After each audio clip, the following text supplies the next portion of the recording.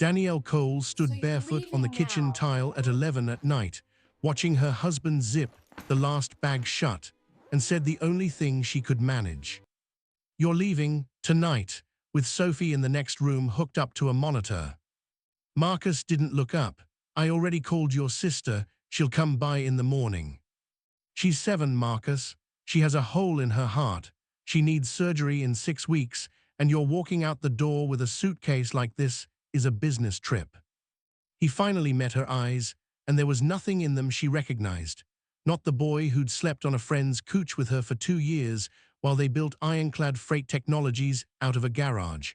Not the man who'd cried the night Sophie was born, just a stranger in an expensive coat checking his watch. "I signed the house over to you," he said. "The car's in your name. That's more than fair." "Fair?" Danielle's voice cracked. "There's $400 in our checking account. The surgery is $200,000. You just took your name off her insurance policy last month, Marcus. I saw the letter. Were you planning this the whole time?" He picked up his bag. "I can't keep pouring myself into something that isn't going anywhere. I need a life that isn't defined by hospital bills and worry, Danny. I'm 39. I still have time to build something real." "Something real," she repeated. "You mean Ironclad, the company I helped you build, the company I put my name on the paperwork for. That's not real to you." "That's my company now," he said quietly. "You haven't set foot in that office in 6 years. You made your choice when you chose to stay home with her instead of growing the business with me." Danielle felt something in her chest go very still, the particular stillness that comes right before a person understands they are about to fall and there is nothing left to grab onto. "I chose to keep our daughter alive," she said. "You chose champagne with investors." Marcus didn't answer. He walked past her, past the hallway where Sophie's nightlight glowed faintly under her door, and out into the driveway, where a car Danielle didn't recognize was already waiting with its engine running. If you've ever watched someone you loved walk out the door and take the life you built together with them, you already know exactly what Danielle felt standing in that driveway. Hit subscribe right now, because what Marcus Whitfield is about to find out 1 year from now is going to be worth every second of this story, and I promise you, he never saw it coming. Danielle had met Marcus 12 years earlier, back when they were both 27 and broke, working out of a rented storage unit that smelled like motor oil, trying to convince trucking companies that their software could save them money on route logistics. She'd handled the code. He'd handled the pitch meetings, the charm, the handshakes. Between them, Ironclad had gone from 2 laptops and a dream to a company valued, according to the last funding round 3 years ago, at just over $90 million. For the first 6 years, Danielle had been Chief Technology Officer, co-founder, her name on every early filing. Then Sophie was born with a congenital heart defect that required constant monitoring, multiple hospitalizations, and eventually the surgery that had now become the single most important thing in Danielle's life. She'd stepped back from the company to care for their daughter. Marcus had told her it was temporary. He'd told her the company would always be half hers, that nothing about her role would change on paper, that they were a team. Somewhere in those 6 years, Marcus had started saying "my company" instead of "our company." Danielle hadn't noticed the shift happening in real time. She'd been in hospital waiting rooms, learning the names of heart valves, learning to read echocardiograms, learning to sleep sitting upright in plastic chairs. She hadn't noticed how quietly, how carefully, Marcus had rewritten the story of Ironclad until she was a footnote in the company she'd helped code into existence. She found out exactly how far it had gone 3 weeks after he left, when a certified letter arrived from a law firm she'd never heard of. "Danny, it's for you." Her sister Regina held out the envelope, her face already tight with concern. Danielle opened it standing at the kitchen counter, Sophie's medication schedule taped to the cabinet behind her. It was a formal notice from Ironclad's legal counsel, informing her that per the 2019 founder restructuring agreement, her equity position in the company had been fully converted to a one-time cash settlement, already paid in full at the time of signing, and that she held no further ownership interest in Ironclad Freight Technologies or any of its subsidiaries. I never signed a restructuring agreement, Danielle said out loud, mostly to herself. Regina looked over her shoulder at the letter. Then how do they have your signature on it? Danielle didn't know. She remembered 2019 vaguely. Sophie had just come out of her second hospitalization, and Marcus had brought home a stack of papers one night, told her it was just cleanup for the Series B investors, standard stuff, don't worry about it. And she'd signed where he pointed, exhausted, half asleep on the couch with a sleeping 7-month-old in her arms. She'd trusted him. She'd trusted him with everything. I need to see that agreement, Danielle said. Getting a copy took 2 more weeks, and a very polite, very expensive email from a lawyer named Priya Anand, a friend from Danielle's college years who now specialized in shareholder disputes and had agreed to look at the case for a fraction of her normal rate, mostly out of fury on Danielle's behalf. This is bad, Priya said, spreading the documents across Danielle's kitchen table on a rainy Tuesday afternoon while Sophie napped upstairs. This says you converted 40% founder equity into a lump sum of $200,000, paid via wire transfer on March 14, 2019. I never received $200,000, Danielle said. I would remember $200,000, Priya. We were eating grocery store rotisserie chicken every night that year. Priya nodded slowly, flipping to the wire transfer confirmation attached to the packet, because it wasn't wired to you. It was wired to an account ending in 4471. She looked up. Do you recognize that account number? Danielle stared at the digits. She did recognize them, though it took her a moment to place why. That's Marcus's old solo business account, from before we incorporated Ironclad together. He kept it open for personal expenses. So your husband, Priya said carefully, forged your signature on a document converting your ownership stake, and then wired the settlement to himself. Danielle felt the floor tilt slightly beneath her. Can you prove the signature is forged? I can get a forensic document examiner, but Danielle, even if we prove that, this could take years. Ironclad's legal team is going to bury this in motions. They have unlimited money. You have $400 and a daughter who needs open-heart surgery in 6 weeks. Danielle looked toward the stairs, toward Sophie's room, where the sound of the pulse oximeter's soft, steady beep drifted faintly down the hallway. I don't have years, Priya, I have 6 weeks. If this story is hitting you the way it's hitting me, drop a comment below telling me where you're watching from, because I want to know who's rooting for Danielle right now, and make sure that like button is smashed before you keep going, because what happens next is not what either of them expected. That night, unable to sleep, Danielle went looking through the old fireproof filing box her father had given her years ago, back when Ironclad was still 2 laptops in a storage unit. Her father had been a corporate accountant for 30 years before he retired, careful and quiet, a man who'd watched 2 of his own clients lose everything in ugly business breakups and had made Danielle promise, before she and Marcus ever incorporated, that she would let him set up one small piece of protection, just in case. You're 27 and in love, he'd told her at the time, sliding a folder across the table. I understand you don't think you need this. Humor your old man anyway. The folder had contained a simple document. At the company's original incorporation, before any investors, before any Series A or Series B, a small block of founding shares, 15% of Ironclad, structured as non-dilutable Class B voting stock, had been placed into an irrevocable trust in Sophie's name, with Danielle as sole trustee until Sophie turned 25. Her father had insisted on it as a hedge, a way to make sure that whatever happened between Danielle and Marcus personally, their child would always have a stake in what her parents built together, and critically, that stake could never be diluted, converted, or removed without the trustee's written consent. Danielle's signature, not Marcus's forged version of it, the real one, notarized in her father's office 9 years ago, filed quietly with the county recorder, and a copy sent to Ironclad's original outside counsel, a firm that had since been acquired and folded into a larger practice Marcus's new legal team had apparently never bothered to fully audit. Danielle sat on the floor of her bedroom at 1 in the morning, reading the trust document 4 times to make sure she wasn't imagining it.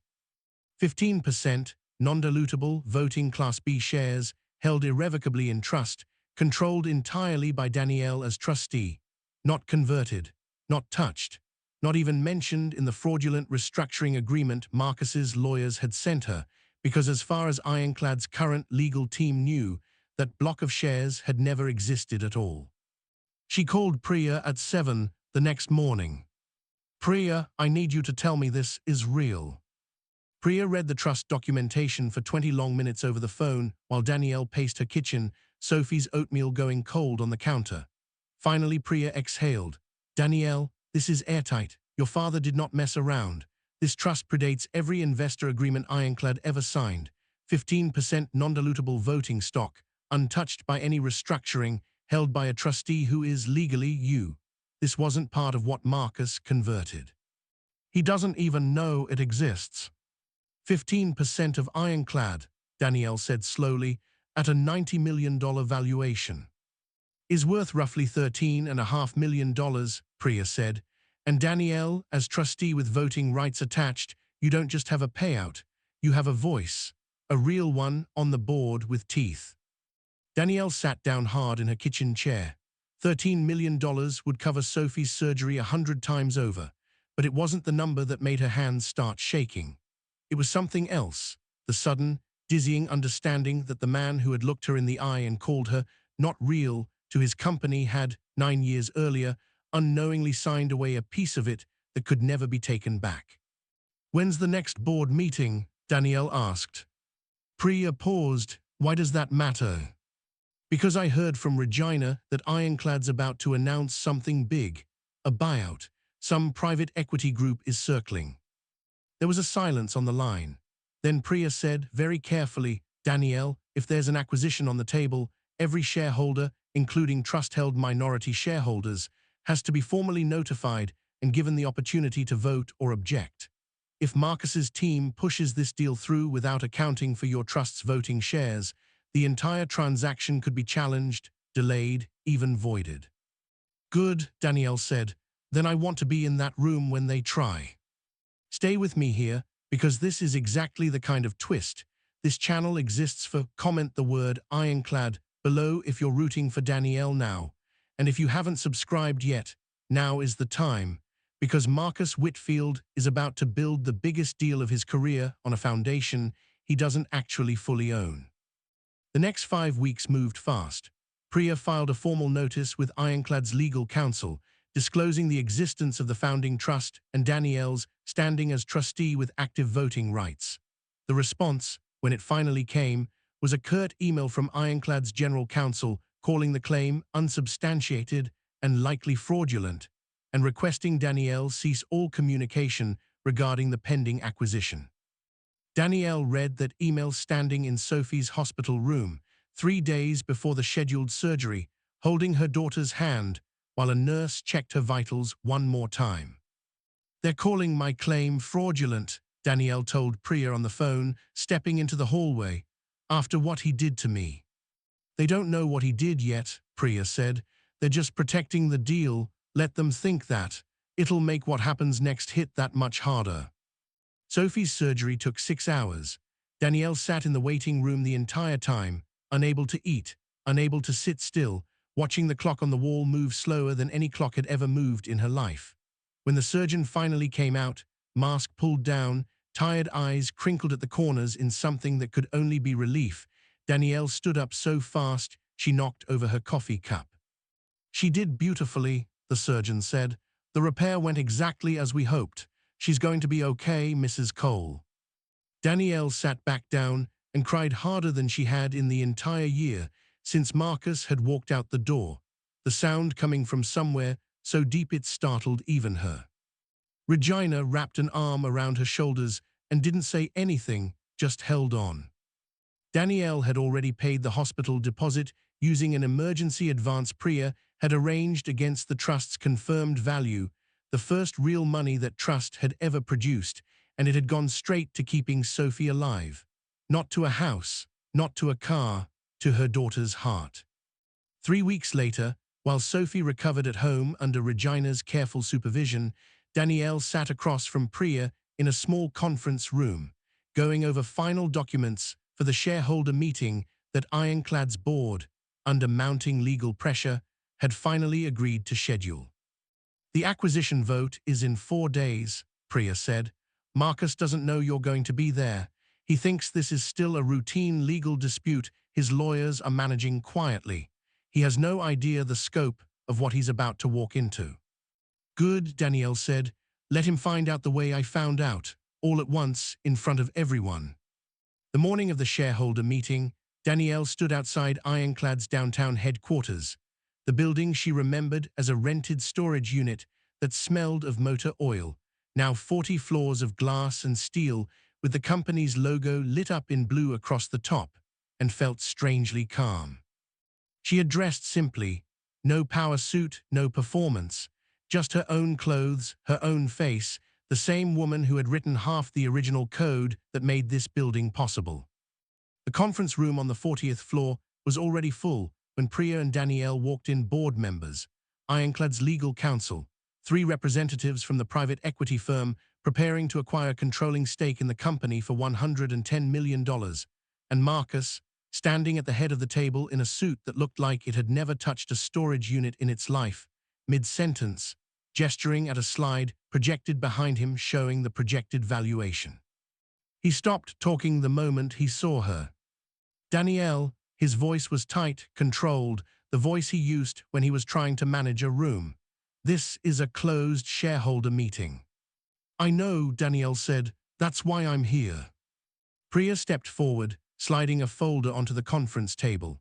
"For the record, this is Priya Anand, legal counsel for Danielle Cole, trustee of the Sophie Cole Founding Trust, holder of 15% non-dilutable Class B voting shares in Ironclad Freight Technologies, established at the company's original incorporation in 2013.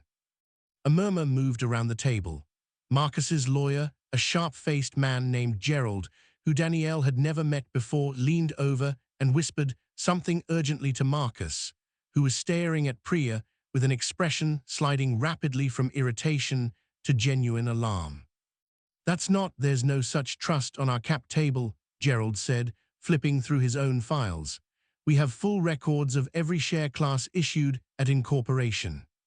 "You have full records of every share class your firm was given access to," Priya said calmly, "which apparently did not include the original incorporation trust filed with the county recorder in 2013, notarized, and on file with Ironclad's original outside counsel, a firm your practice absorbed 2 years ago without, it seems, a complete audit of legacy documents." She placed a certified copy of the trust on the table, along with the notarization records, the original incorporation filing, and a letter from a forensic document examiner confirming that the signature on the 2019 restructuring agreement Danielle had supposedly signed, converting her personal equity, did not match her verified handwriting samples on file. Marcus had gone very pale. "Danny," he said quietly, "what is this?"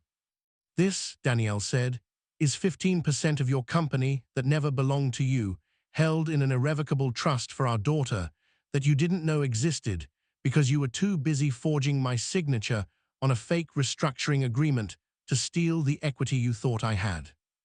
The room had gone completely silent. One of the private equity representatives had already pulled out his phone and was scrolling through the documents Priya had emailed to the entire room 10 minutes before the meeting began, his expression shifting from confusion to something close to alarm. "Marcus," the representative said slowly, "does your legal team have any idea if this affects deal structure?" "It's fraudulent," Marcus said too quickly. "She's lying. This is a bitter ex-wife trying to." "The document examiner's report is dated and certified," Priya interrupted, without raising her voice.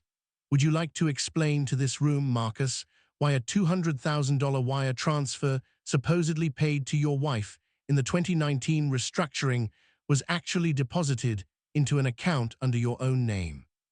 Marcus opened his mouth. Nothing came out. "You forged her signature," the private equity representative said flatly, setting down his phone. On a document related to equity we are about to spend $110 million to acquire. I can explain. You can explain it to the SEC, Priya said, because falsifying shareholder documents in connection with a pending acquisition isn't a private matter between you and your ex-wife anymore, Marcus. It's securities fraud. If you've made it this far, you already know Marcus never stood a chance. Hit that subscribe button right now if you're loving watching him realize it live, and drop a comment telling me the exact moment you knew Danielle had already won. The room dissolved into chaos. The private equity representatives huddled together, phones out, voices low and urgent. One of them was already on a call, the words "pull the deal" audible even from across the room. Gerald was flipping frantically through his files, his face gray. Marcus stood frozen at the head of the table, the projector behind him still glowing with his carefully prepared slide, the valuation number that no longer meant anything at all.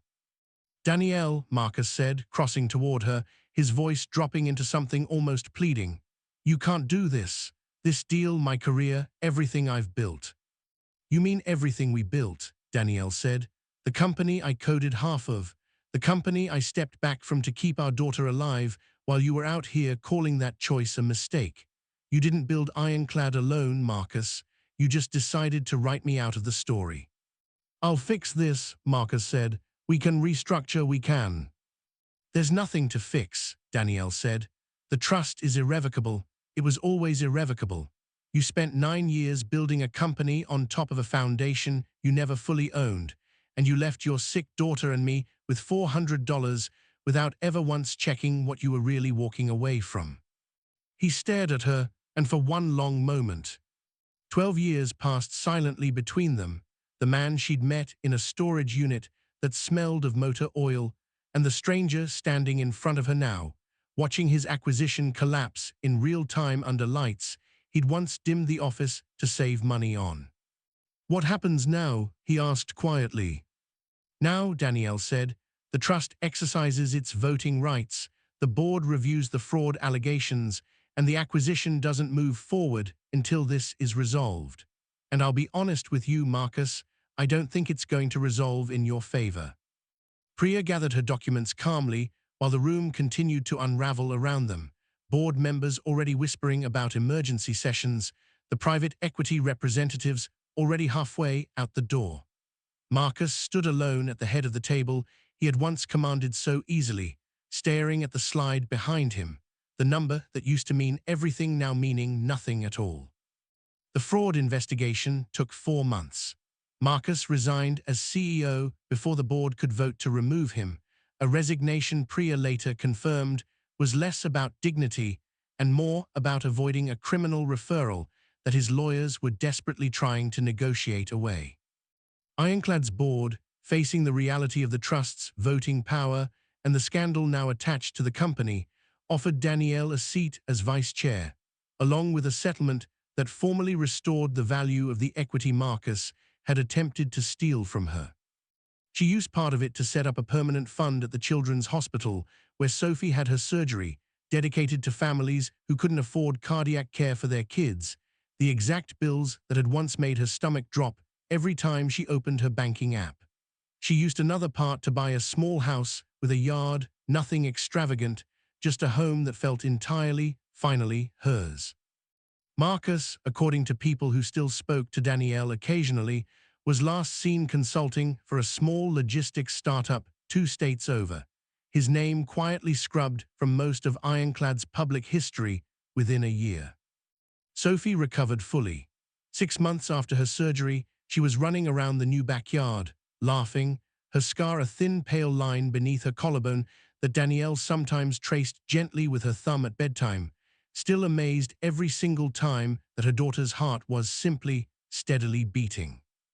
One evening, sitting on the back porch watching Sophie chase fireflies across the grass, Danielle thought about the folder her father had slid across the table 9 years earlier, the folder she'd barely glanced at, humoring an old man's caution because she'd been 27 and in love and certain nothing would ever go wrong.